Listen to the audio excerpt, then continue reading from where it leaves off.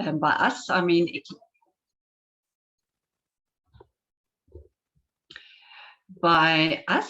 Ekklesiapark Old Age Home, and I'm Minda van die Kerk. The topic today is, how do you know when it's time to move into a facility for older people, a retirement village, or a facility for people who need assisted care? And it's not a very popular topic. I don't think many people wake up on the morning of their 30th or 40th birthday saying, hey, I know where I want to join my friends one day at the, let's say, Heaven on Earth retirement village around the corner. In fact, you know what, I think there's a lot of emphasis being put on saving for your old age and having the right retirement policies. But what about life? What about life after retired? Is there life after retirement? That sounds quite profane, I have to add to that.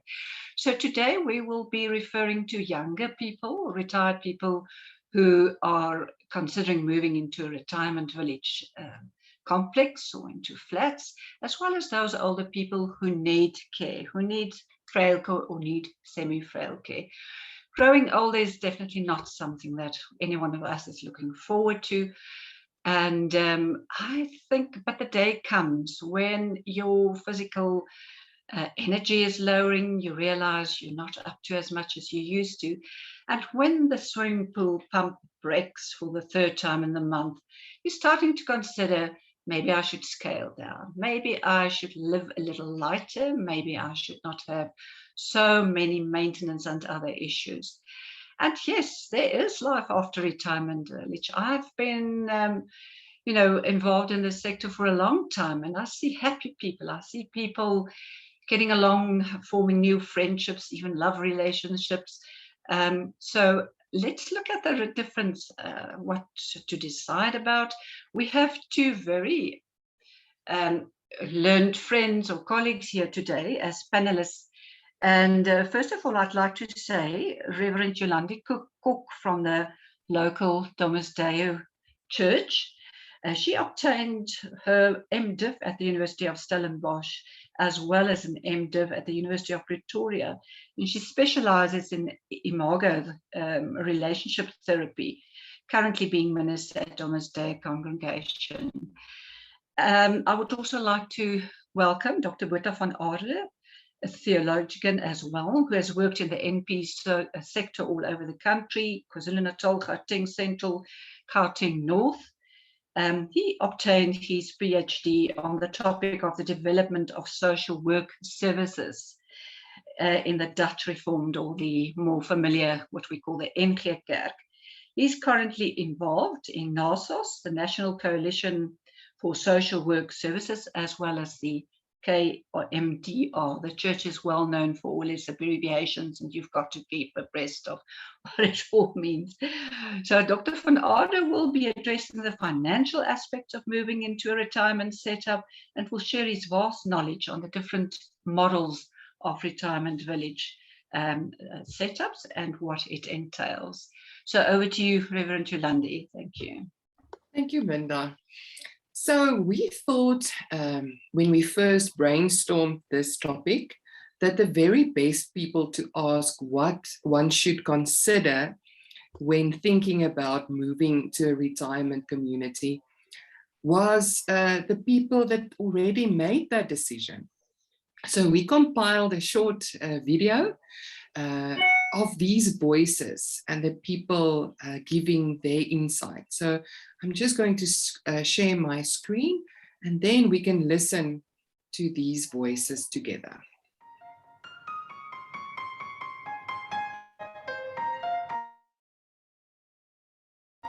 Ek het dit nie baie oorweeg nie. Die feit is, my vrou het baie siek geword. En ek het haar vir 6 jaar versorg. En toe het die mediese mense gesê, ek kan dit nie meer langer doen nie. So ek het nie 'n keuse gehad nie. Ja goed, my oorlede man was 20 jaar ouer as ek. So 4 jaar voor ons geskuif het, was hy reeds 84.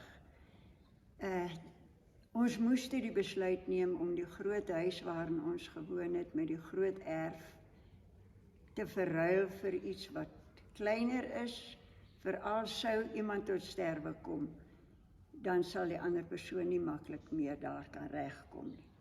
Hoe het ek dit ervaar hier? My aanpassing was baie maklik.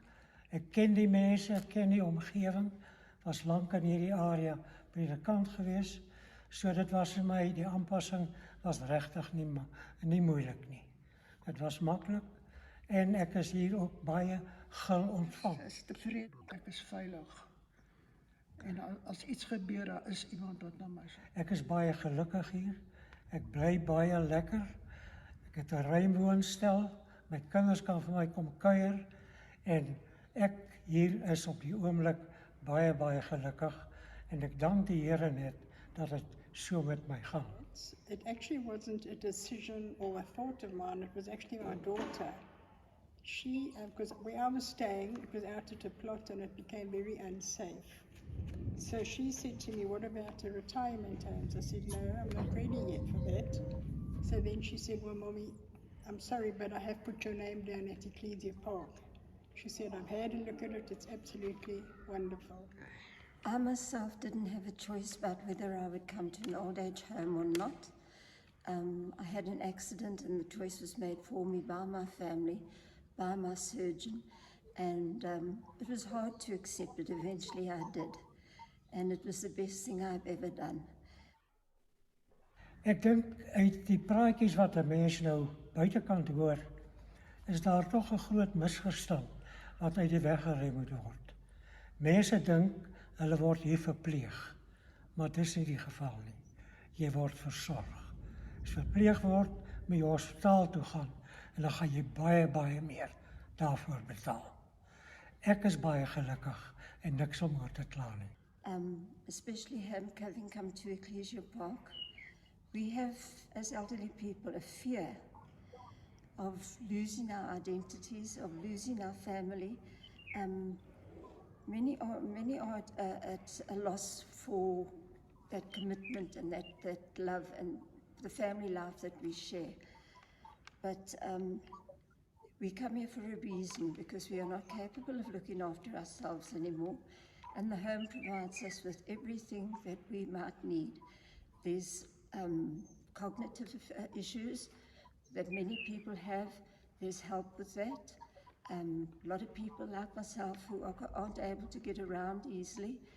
There's always someone to help you. 13 jaar gelede het ons voor die besluit gekom om te moet bepaal wat volgende met my ma. Sy was op daardie stadium op haar eie.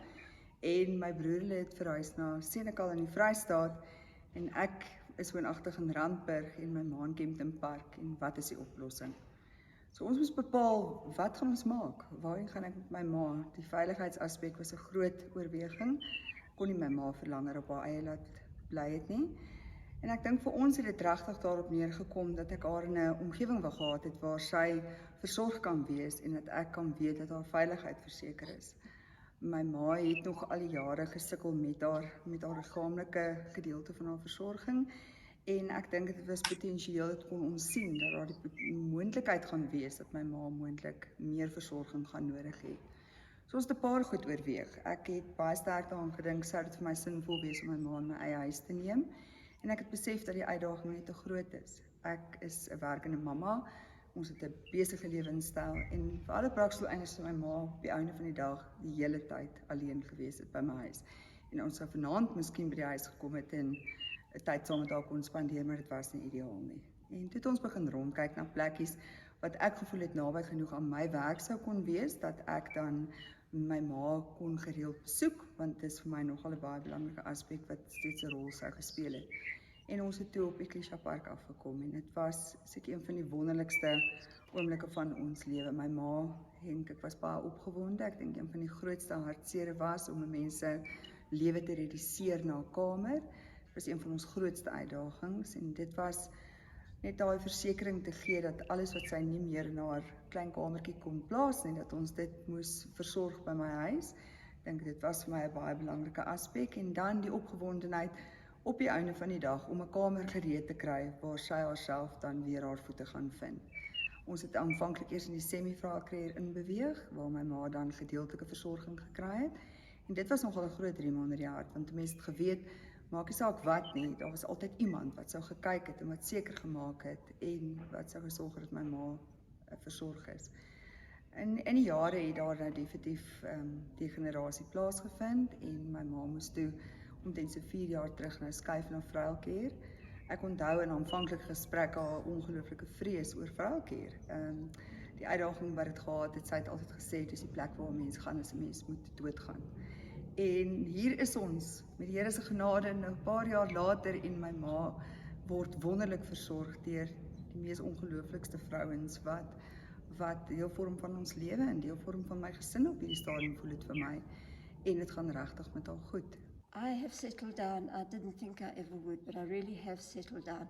And I found the atmosphere in the home very, very friendly. I can't complain about the help that I've received, and I don't think many people could. They provide all these interesting activities for us. We're not forced to go to them. It's by our own choice. And you know, if you make the effort, you really begin to enjoy it. And I have made the most wonderful friendships in this home. I really and truly have become very fond and actually love some of the people. They are very dear to me, and we all share the same feeling.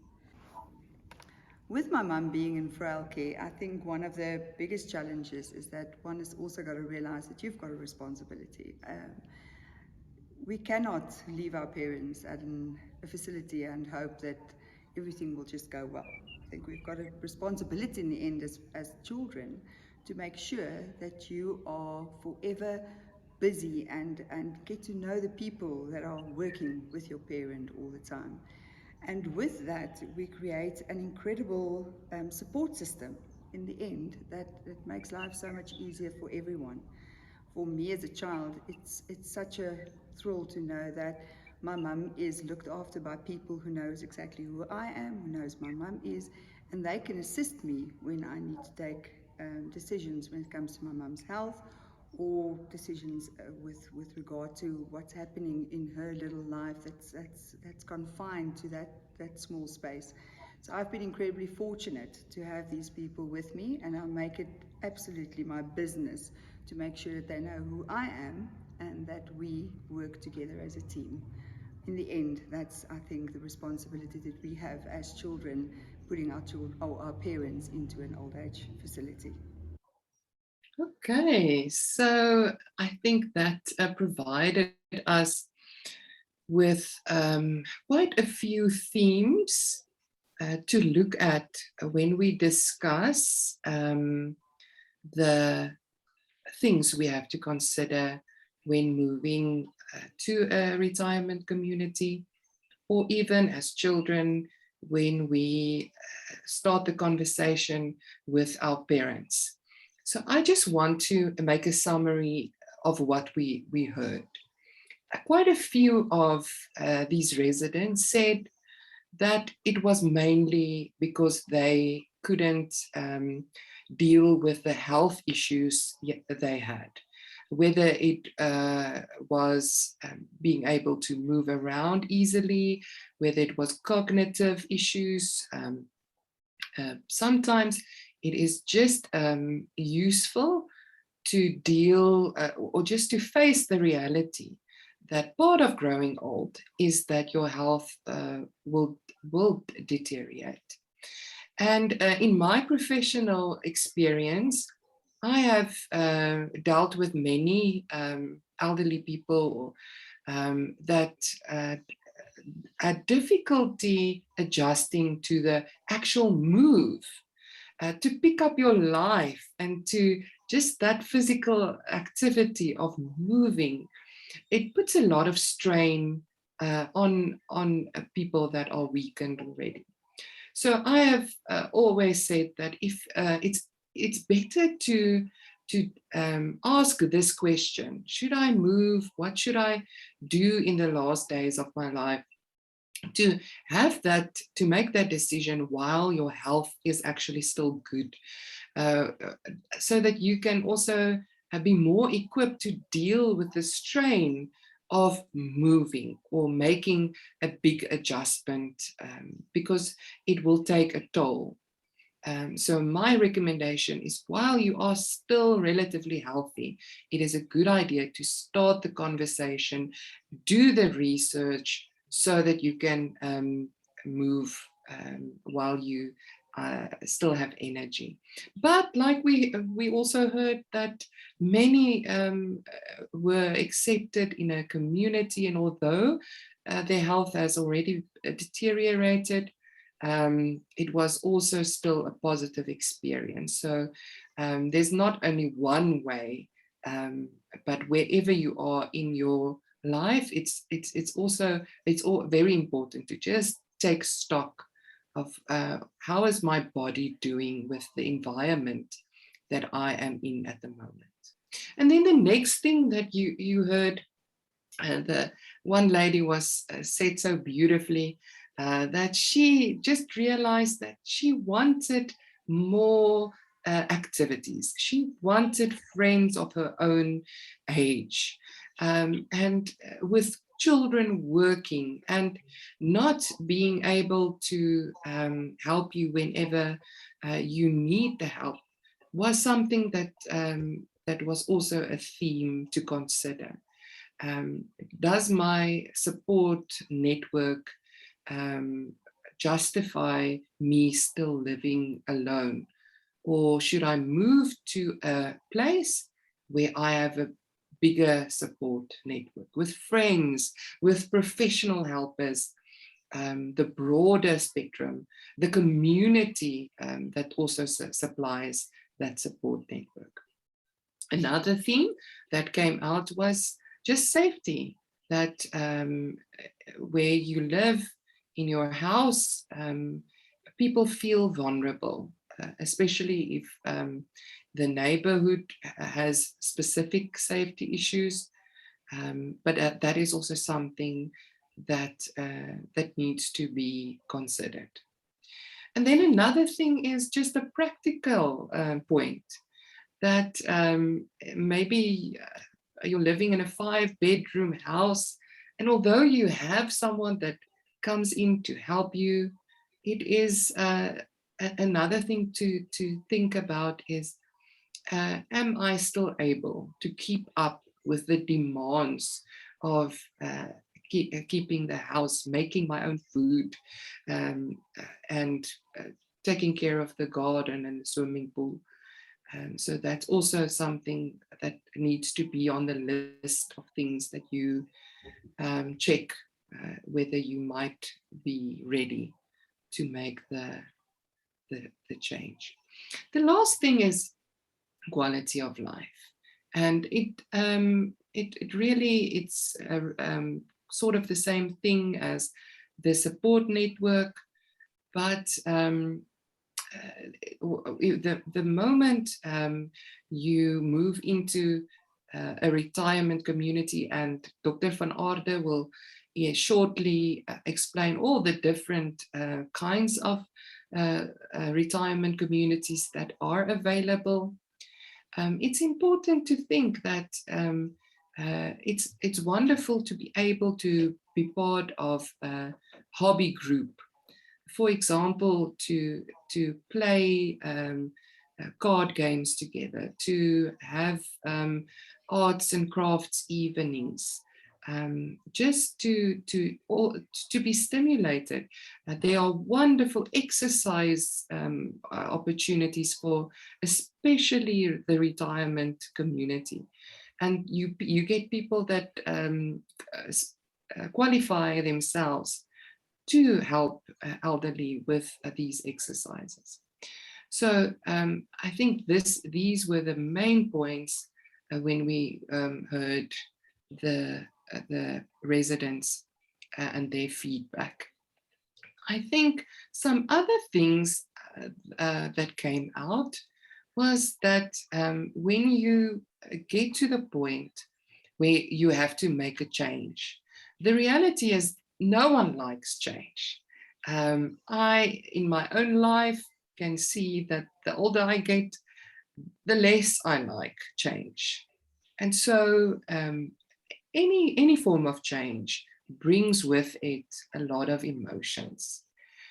we've heard that someone said that when you move into a retirement community, you feel like you are losing your independence. Someone said that they felt like they might lose their identity. Someone said that it was traumatic just to think that their life is being reduced to one room. And I think whether you are the person making the change, whether you are the person assisting your parent in making the decision, we all have emotions. It's hard making the move, and it's hard witnessing your parent making that move. And so just a few practical points to consider in this time. When emotions come up, to name it, to accept that it is normal. You don't have to judge yourself for feeling scared, for feeling angry. One of the biggest things you can do is just to be empathetic with the emotion that is coming up for you or the one that you are working with. And then just to realize that although emotions play a big part in our decision making, that all emotions are impermanent. It will go away. You will move through it. The fear will become acceptance. We've also heard that in a lot of the stories. Many said at first they were not sure, but when they accepted the move, when they've worked through the emotions, then they could really move into a joyous acceptance of the new reality. It could also be a good thing to, when we see the emotions coming up, to inquire, why are we fearful? Why are we angry? What is the reason, and what is the deeper issue? And so it's not only for oneself to ask these emotional questions, but for you as a parent, if your children come to you and they start discussing their worries, their fears, that you as an older person, that you have empathy for the feelings of your child. And the other side, that you as child, that you will have empathy. And when you talk with your parents, to pay special attention to how they are experiencing this change of season in their life. The best way to show empathy is to really listen, to not listen to give answers and to give solutions, but to listen to really understand the experience that the other person is having. And then a beautiful thing that came out in one of the children that gave feedback is that just because you are moving, just because you will be maybe further away, the environment will change, it doesn't mean that you will not be involved in your children's lives anymore, and that you as a child will not be involved in your parents' life. On the contrary, like we said, when parents move to a retirement community, it is a joint effort. It is important to get to know the environment and the people that your parents will be moving to. And so I think that sums up the things that we should consider. If you are a child of a person that is growing older, it's a difficult thing to start to talk with your parents about. And so there are 3 things that can maybe give you a tip that it is time to maybe raise the topic with your parents. So the 3 things that you can look out whether it's time to put the question on the table. Number 1 is if you see that your parents' appearance is being neglected. If they were previously well shaven and well round off, and these days they are not, then it is time to ask why. Why is the appearance being neglected? What's behind that? Another thing is just to see if the home and the garden are being maintained. And it doesn't need to be a sure sign that they have to move, but it might just be that they need more support from you in the season that they are in. And then, of course, the last one is the cognitive function. If your parent used to be engaged in conversation and now they give you short or repetitive answers, or they repeat themselves, they seem confused, that is also something that has to be investigated more. The last thing that I think should be considered is what are the options available, and of course, financial considerations. And so I'm going to give over to Dr. van Aarde, and he will talk a bit more about those practical considerations. Thank you. Thank you, Yolandi. May I just ask, can you hear me well? I also want to share a PowerPoint, so I'm just going to try and, okay, first I think I need the share screen option, and then my PowerPoint isn't here. Where's that now? Can you see my PowerPoint or not? Not yet. Not yet. Nolene, please help. I'm not so sure what. On my way. What the problem is here. Share, but now it's not my screen that I see here.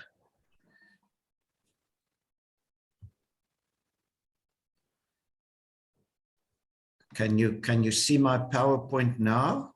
Yes, you've got this. Okay, wonderful. Thank you. Sorry for the interruption. Friends, I started off by asking myself, time to move. I think that is the theme of our discussion, and then I got this little sketch that's saying moving forward together.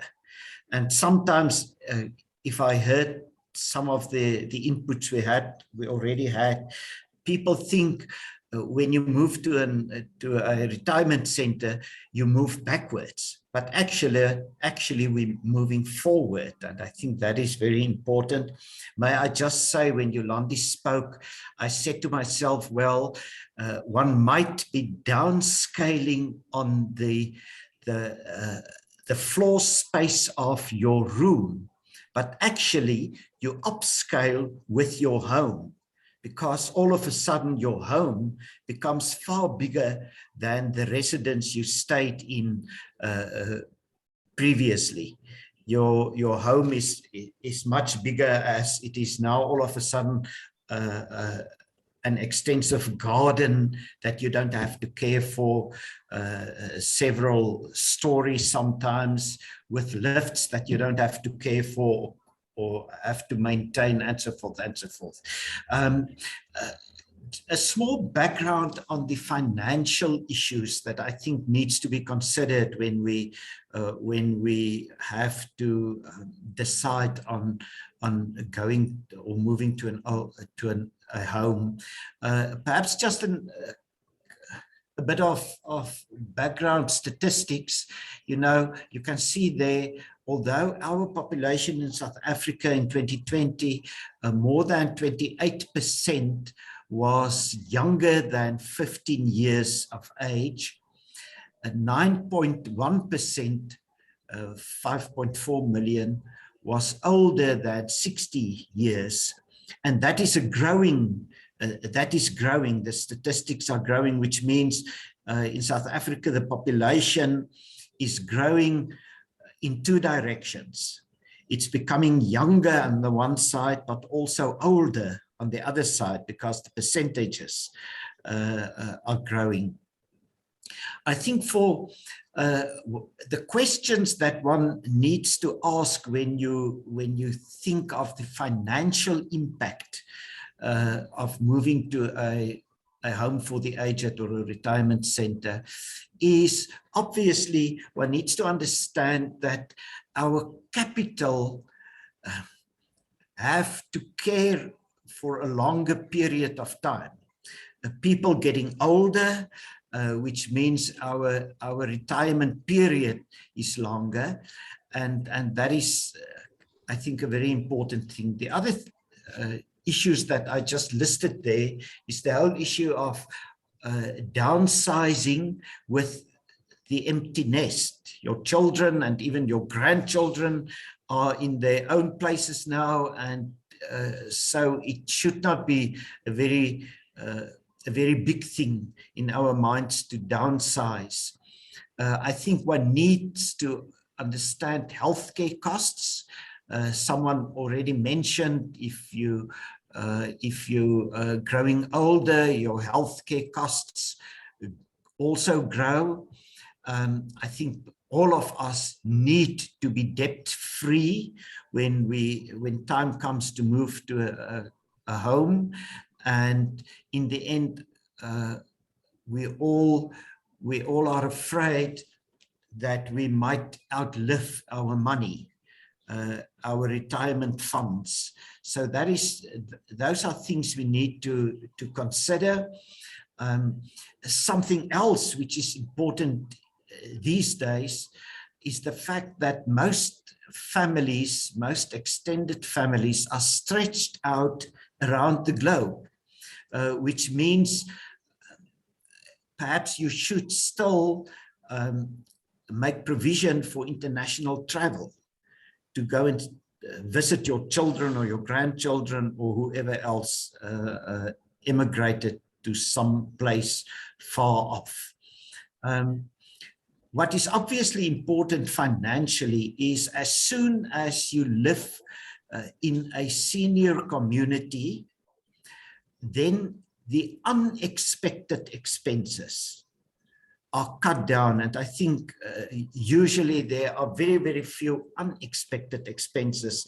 Minda mentioned right at the beginning, the pool pump breaking down. Those kinds of unexpected expenses will not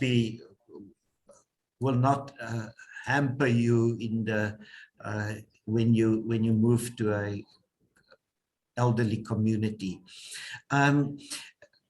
Question is, what are the categories of retirement centers that are available that obviously you need to consider when someone need to consider the possibility of moving there. First of all, in South Africa, we do have several government facilities. Now, those government facilities, may I say, are not the kind of facility I would like to put my elderly mother. Often they are a bit dilapidated. Often the care is not on a high standard and so forth. Then we do have a whole sector of NPOs, non-profit organizations or companies like Ekklesiapark, for instance, which is either linked to a church or another community, but these organizations render services not looking at the profit. you know, they do it without profit. And then obviously there are also the private facilities for profit, and usually those facilities, they want to make a profit when they care for elderly. And the luxury levels of services and costs will differ in all these different categories of retirement centers. And I think that speaks for itself. If you choose a private facility, you might have very high levels of luxury, but eventually one pays for that. The NPO sector is, I think, in the middle, and obviously the government facilities, mostly in townships these days, are even cheaper. There are also three categories of care, I think, that is important to understand. Obviously, when you move to a retirement facility, you could move there still taking care of yourself. In other words, what we would call independent living. And for that, one might move into a home with lodging and accommodation. One might rent some place in a facility. There are options of life rights. There are shared title deeds, and then also full title deeds in some of, mostly in the private and for-profit facilities. The other category of care is obviously the semi-care or assisted living, and that can be rendered to people staying in all the above kinds of lodging, rent, life right, share title, full title, etc. It can also be rendered to people still in their own homes, and therefore we talk about home-based care. Then lastly, obviously there is this frail care facilities where there is a 24-hour caring service, and usually that can only be done in accommodation or lodging within a an old age home setup. That cannot be done really in, let's say, a life right or a shared title deed or a flat on the premises of a retirement center. Having said that, what are the financials in all these options? And I just want to quickly see here. I want to move this now, otherwise you won't be able to see. The basic old age home, which is usually the so-called NPO, and this is the kind of figures that a facility like Ekklesiapark will ask for services. Excluding frail care, around about 7,000, including frail care, around about 12,000. Then there is this middle market of retirement villages, and you can see the difference there. And then obviously there are also the upmarket retirement villages that will cost this and even more than 60,000 rand per month for full frail care. Having said that, I think what is also important is the question, what are the costs if you want to buy either life right or a title deed in the sense of a full title deed or a shared title deed. I got these lately from an institution in Johannesburg, roughly 1.2 million for a 2-bedroom, and in Pretoria it was even more costly, around about 1.8 million for a 2-bedroom flat to stay in. In the NPO sector, it is much less, in the sense that I don't know of an NPO selling life rights for a 2-bedroom flat, which is more than R1 million. Usually it's much less than that. And I also asked around about the levies that needs to be paid, and you can see it differs between 2,900 to 3,500 rand per month. And the one thing that I think one needs to take into consideration if you think of moving to a retirement center is, what do I pay for? And lately it seems people ask the question, but do I have to pay for, let's say, in this retirement center, do I also have to cross-subsidize the frail care system here, whilst the possibility might be that I never land in the frail care? You know, it is a good thing to have the peace of mind knowing if something happens to me, I can move to a frail care. But do I have to pay for that while I'm not in the frail care? Those are the questions that many elderly people ask these days. And I think one needs to look into that as well. A last comment from my side is, personally, I think the option of life right, to buy a life right when you move to a home or a retirement village, is to me one of the best options. And the financial reasons for that is you do not have to pay transfer costs.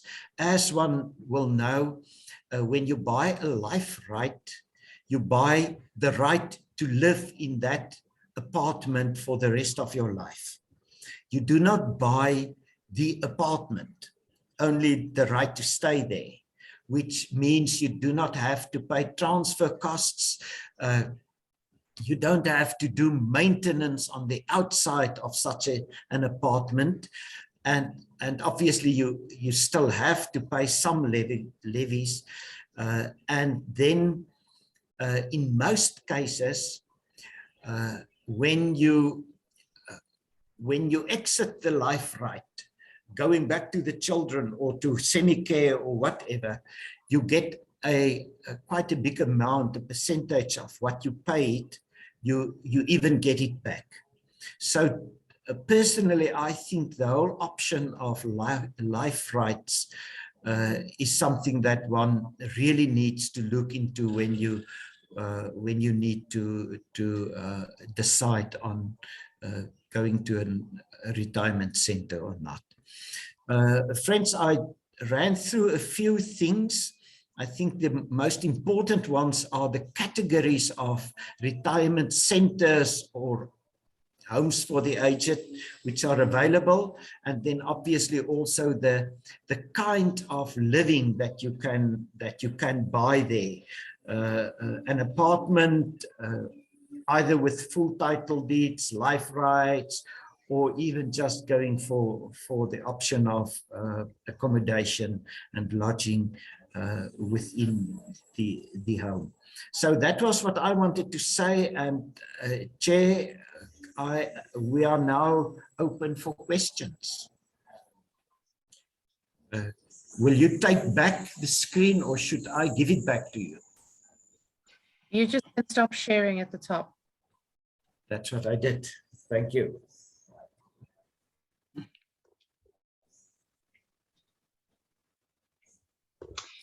Okay, so can we start with the question part?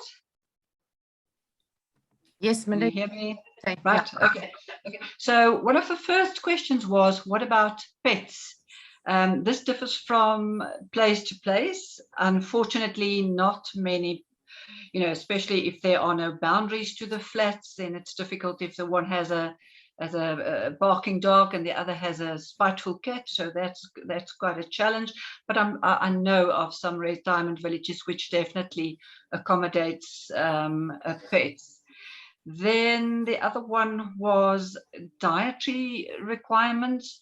To my mind, all old age homes and places that accept elderly should make provision for different diet requirements. For example, diabetes, or people who suffer from diverticulosis, or different health situations. Of course, you do have to make requirements, and they offer different options for that. And the other thing was, let me just check, how do I know my loved one will get individual care?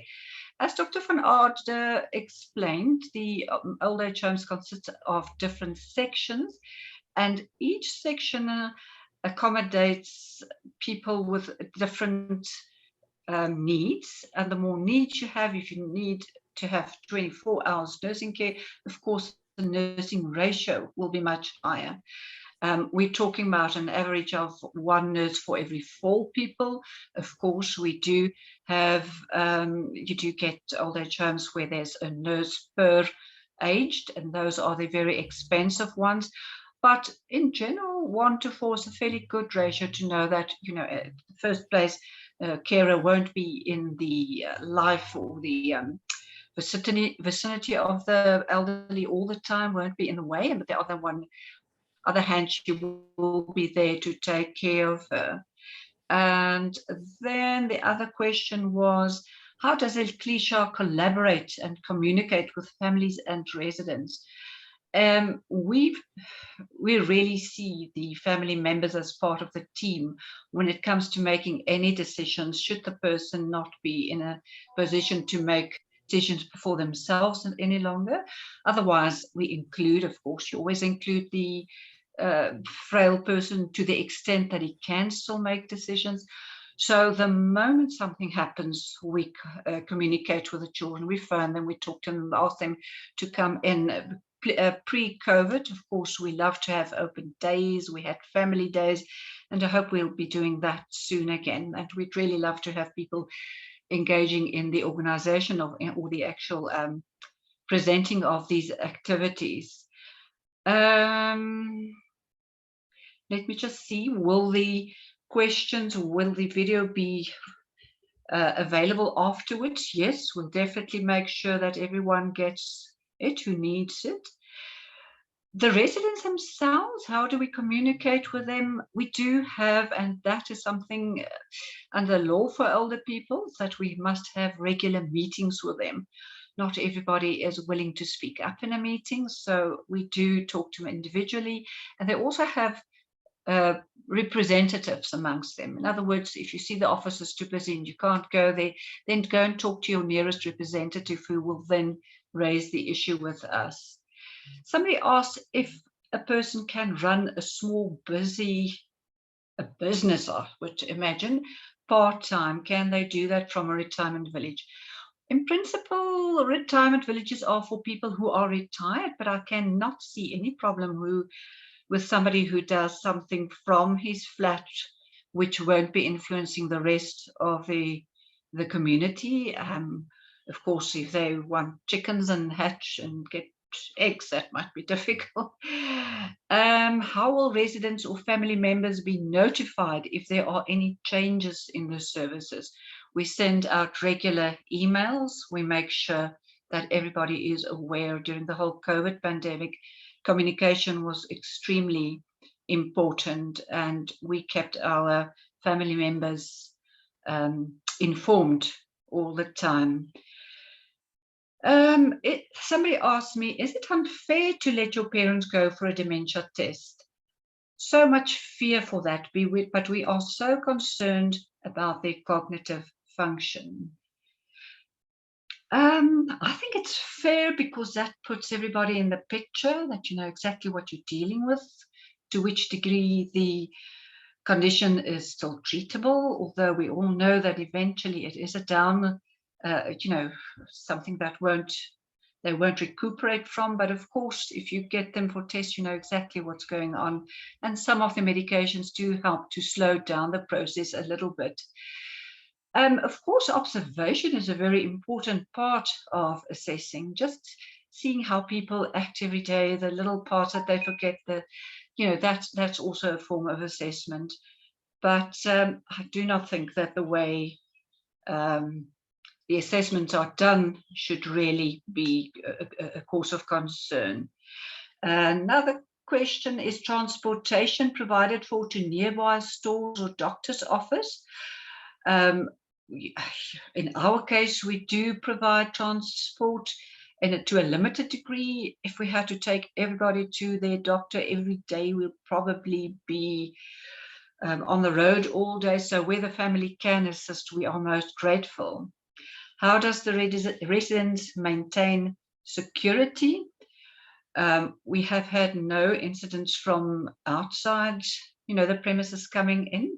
So with the security gates, and there's a security guard, it's fairly safe inside. And we also do tell people to lock their safe, for safety's sake, to lock their valuables. Yes, that's at the moment. That is at the moment the questions that I have. I think at our next webinar, we should probably address the question of dementia. I see that is always a concern and something that we need to be well, we should all know more about it and how to handle it. So from my side, I think we can wrap up. Thank you so much for everybody participating, for everybody watching us. And please feel free to always contact us in any regard. Thank you.